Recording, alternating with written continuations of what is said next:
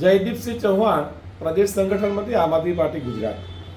આપના માધ્યમ થકી અરવલ્લી ઉપરાંત સાબરકાંઠાના સર્વે પશુપાલકોને એક ખાસ સંદેશ આપવા માંગુ છું અને ખાસ કરીને સાબર ડેરીના સત્તાધીશોને એક ખાસ મેસેજ પહોંચાડવું છે।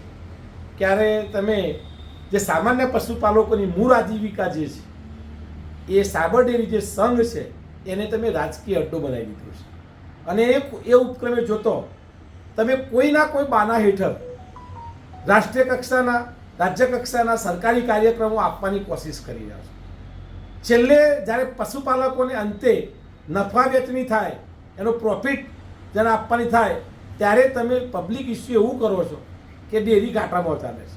ડેરીની ઘણી બધી મિલકતો આજે ઘણી બધી બેંકોની અંદર જેને કહેવાય કે મૂકેલી છે સ્થાપનના બદલામાં। મારે આપતા માધ્યમ થકી એ કહેવું છે કે તમે એક કાર્યક્રમ વાર્ષિક 2022ની માનનીય પ્રધાનમંત્રી શ્રી સાબર ડેરીની મુલાકાત લેતા હોય અને જેને કહેવાય કે ત્યાં અલગ અલગ કાર્યક્રમો આપી ઉદ્ઘાટન કરતા હોય, રાજ્યપાલ મુખ્યમંત્રી શ્રી આવતા હોય। આવતીકાલે ભારતના ગૃહમંત્રી શ્રી અમિતભાઈ શાહ દ્વારા કેટલ ફીડનું ઉદ્ઘાટન થાય છે। ભલે ઉદ્ઘાટન કરો, ઉદ્ઘાટન કદાચ 12 મહિનામાં એક ઓછું પડતું હોય તો 3 વાર કરો, પણ સવાલ એ છે કે પશુપાલકોની કમણ ન તોડી નાખો।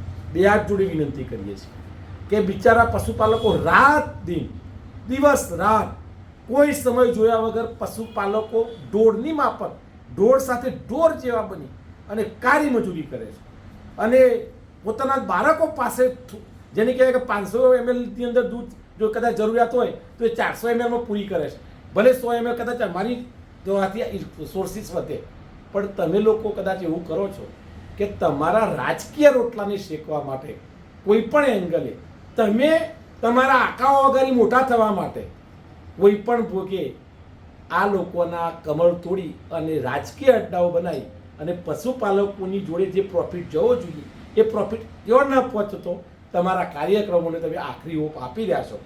હું પશુપાલકોને પણ સંદેશો આપવા માગું છું, કાલે કાર્યક્રમમાં જજો, હું ના નથી પાડતો, પણ તમારા જેને કહેવાય વિભાગની અંદર ચૂંટાયેલા ડિરેક્ટરશ્રીઓ, ચૂંટાયેલા નવા ચેરમેનશ્રીને પણ કહેજો કે અમારે પછી જ્યારે બોનસ આપવાનું થાય ત્યારે એવું ના કહેતા કે ઘાટામાં ચાલે છે, કારણ કે આ વખતે જ્યારે બોનસ વેચાયું ત્યારે પણ લોકોને આંદોલન કરવાની ફરજ ઊભી થઈ એટલે સહકારી માળખાને ખતમ કરવાની કોશિશ થઈ રહી છે અને એનો ભોગ સાબર ડેરી બની છે। ત્યારે એક પશુપાલક તરીકે અમને દુઃખ થાય છે અને માત્ર એટલા માટે અમારી આ વાત મૂકી રહ્યા છે। જય હિન્દ, જય ભારત। નમસ્કાર, જયદેશસિંહ પુવાર। આપણે સૌ જાણીએ છીએ તેમ સહકારી વિભાગ દ્વારા અને એમાં ખાસ કરીને સાબર ડેરી દ્વારા જ્યારે કેટલ ફીડનું ઉદ્ઘાટનનો કાર્યક્રમ રાખ્યો છે, દેશના સહકાર મંત્રી અને આપણા ગુજરાતના એવા ગૃહમંત્રી માનનીય અમિત શાહ અહીંયા પધારી રહ્યા છે। હવે જ્યારે પ્રશ્ન ડેરી વ્યવસાય સાથે, દૂધ ઉત્પાદકના વ્યવસાય સાથે સંકળાયેલા આપણા દૂધ ઉત્પાદકો જ્યારે એમને એમનો ભાગ, એમનો નફો આપવાની વાત હોય, એમને એમનું બોનસ આપવાની વાત હોય, ત્યારે સરકાર એમ કહે છે કે ડેરી એ ખોટમાં ચાલે છે। તો હું તો એવું કહું છું કે આવા કાર્યક્રમો જે વારંવાર કાર્યક્રમો થાય છે, ખબર નહીં કેટલા ઉદ્ઘાટનો કરે છે ને એ ઉદ્ઘાટન કર્યા પછી એ પ્લાન્ટનું શું થાય છે। જો આટલા બધા ઉદ્ઘાટનો થતા હોય તો ડેરી નફો કરવો જોઈએ, એની જગ્યાએ એના સરવૈયા, વાર્ષિક સરવૈયામાં એ નુકસાન કરે છે। ત્યારે આવા ઉદ્ઘાટનો કરીને સાબિત શું કરવા માંગે છે સમજાતું નથી।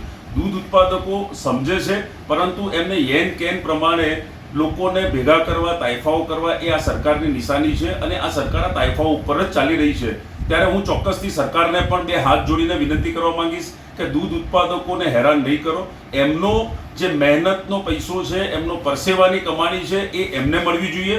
આવા ઉદ્ઘાટનો અને એ વારંવાર થયેલા ખોટા ઉદ્ઘાટનોની પાછળ પૈસા વાપર્યા સિવાય એ પૈસાનો ઉપયોગ એ દૂધ ઉત્પાદકોને થવો જોઈએ। એટલે આ કાર્યક્રમ થકી જે સરકાર એનો પ્રચાર પ્રસાર કરવા જઈ રહી છે એની જગ્યાએ તો લોકોને એનો ફાયદો મળવો જોઈએ એવું હું કોંગ્રેસના આગેવાન તરીકે અને આ જિલ્લાના રહેવાસી તરીકે એક સરકારને વિનંતી કરવા માંગુ છું અને દૂધ ઉત્પાદકોને પણ હું કહેવા માંગુ છું, આ મીડિયાના માધ્યમથી એક અપીલ કરું છું કે આપ પણ સાનમાં સમજો કે આ તમારા પૈસે આ તાયફાયો થઈ રહ્યા છે।